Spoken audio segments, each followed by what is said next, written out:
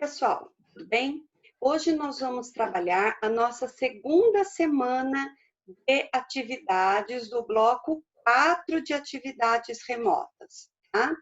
E aqui na segunda semana, nós vamos iniciar um conteúdo novo, que é um conteúdo sobre álgebra. Nós vamos estudar daqui para frente o capítulo 6 do livro.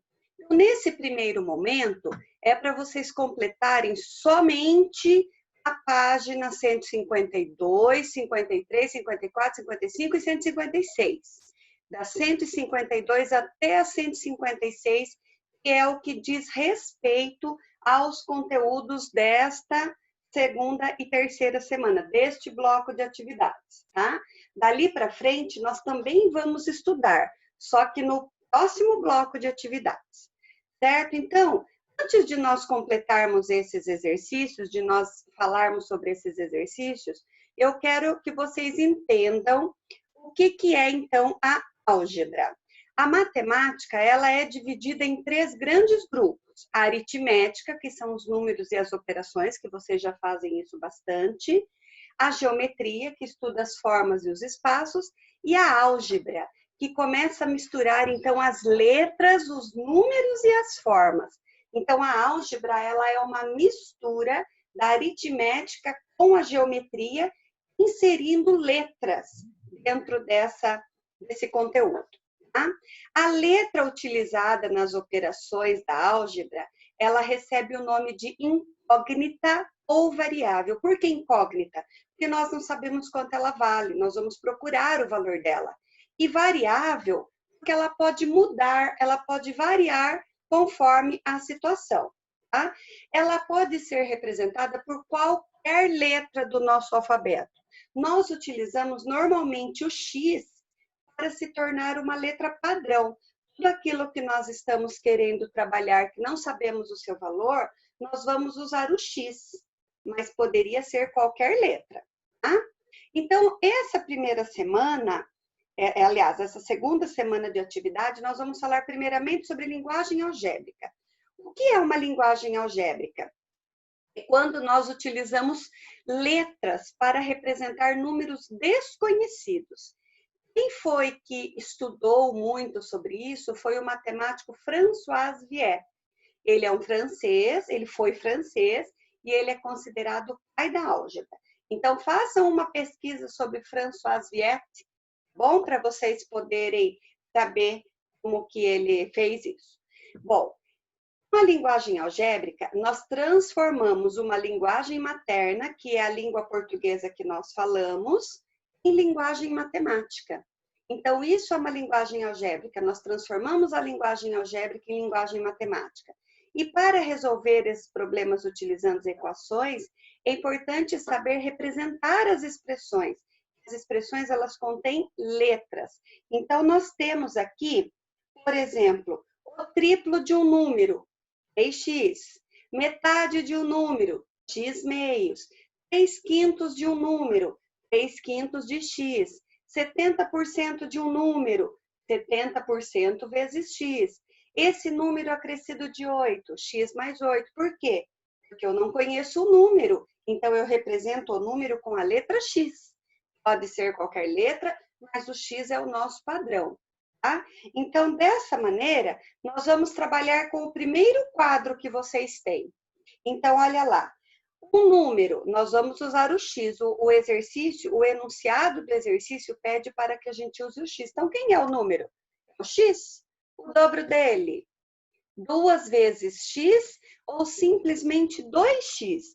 Porque quando nós utilizamos a linguagem algébrica, entre um número e uma letra, sempre existe ali uma multiplicação. E outra coisa, a multiplicação agora, nós não vamos representar com o X do vezes, nós vamos representar com o pontinho. Por quê?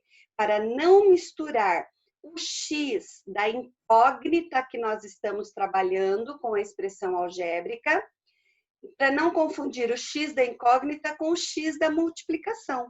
Então, toda vez que nós estivermos trabalhando com a multiplicação daqui para frente, nós não vamos usar o X, nós vamos usar o pontinho. O X ele equivale à letra que nós estamos querendo representar algebricamente. Tá? O triplo de um número é 3 vezes x, ou simplesmente 3x. Por quê? Porque entre um número e uma letra sempre vai existir uma multiplicação. Mesmo que não tenha o pontinho de vezes, eu sei que ali tem uma multiplicação. O quádruplo de um número, 4 ou 4x. O quíntuplo de um número, 5 vezes x ou 5x. Metade não é um meio? Então, 1/2 de x é a mesma coisa que x meios. Por quê? 1 vezes x é o próprio x.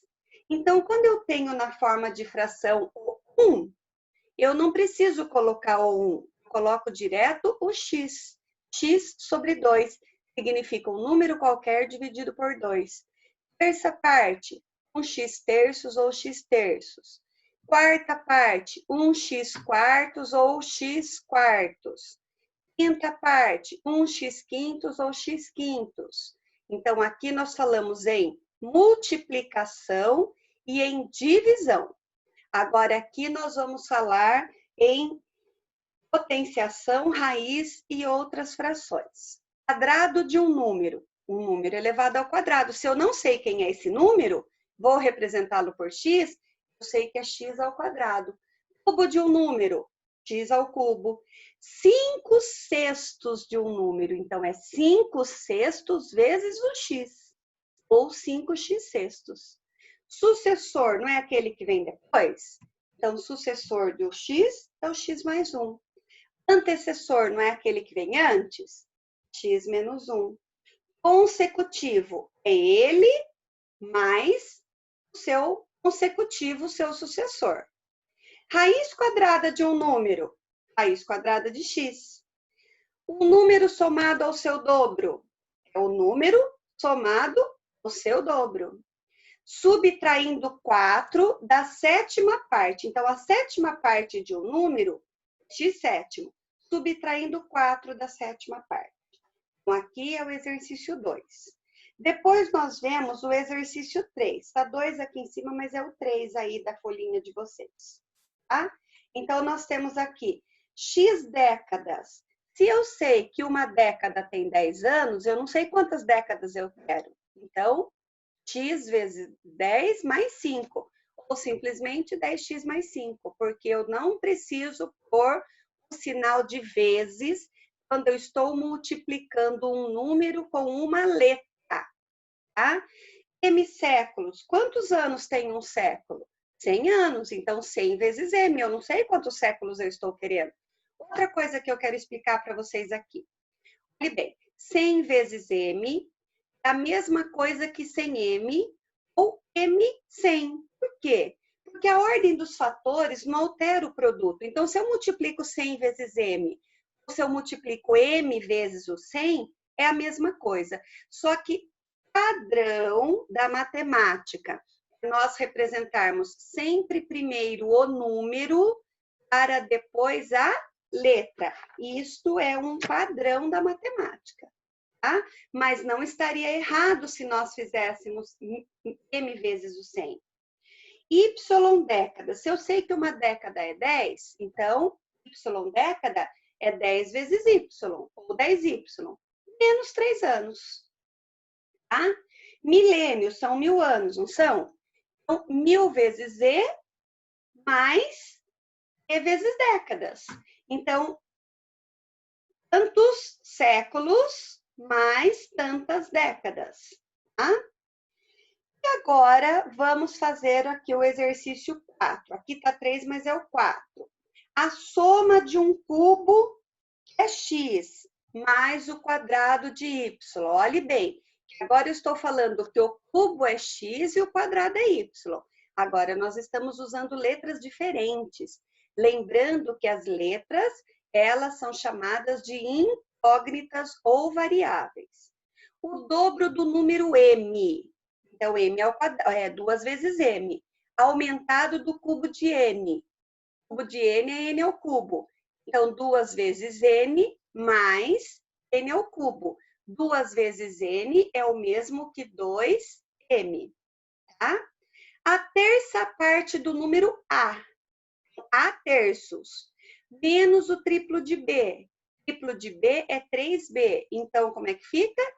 A terços menos 3B. Tá? E raiz quadrada de um número positivo mais o quadrado do seu inverso. Lembra que inverso é quando a gente troca o numerador pelo denominador? Então, está aí o exercício 4. Agora, exercício 5. Lúcia, agora nós vamos representar a idade de André em Y. Y anos é a idade de André. Lúcia é 3 anos mais nova que André. Se André tem Y anos, então Lúcia tem Y menos 3. Fausto tem o dobro da idade de Lúcia. A idade de Lúcia não é Y menos 3? O dobro de Y menos 3 é 2 vezes Y menos 3. Raquel é 1 ano mais velha que André. Se a idade de André é Y e a Raquel é 1 ano mais velha, então a idade de Raquel é Y mais 1. Então, perceberam como que a álgebra ela é utilizada? Ela representa valores que nós não sabemos quanto que é a idade de André. Por isso, nós usamos o Y para representar a idade dele. Newton tem 2 anos a mais do que Fausto. Qual que é a idade de Fausto? Não é 2 vezes Y menos 3? Então, se o Newton tem 2 anos a mais, esta é a idade de Fausto, mais 2 vai ser a idade do Newton. Ana tem 2/3 da idade de André. Se a idade de André é Y, então a idade de Ana é 2/3 de Y. Ok, pessoal? Então, aqui nós estamos na explicação da primeira parte da segunda semana do nosso bloco 4 de atividades. No próximo vídeo, nós falamos sobre a outra parte, ok?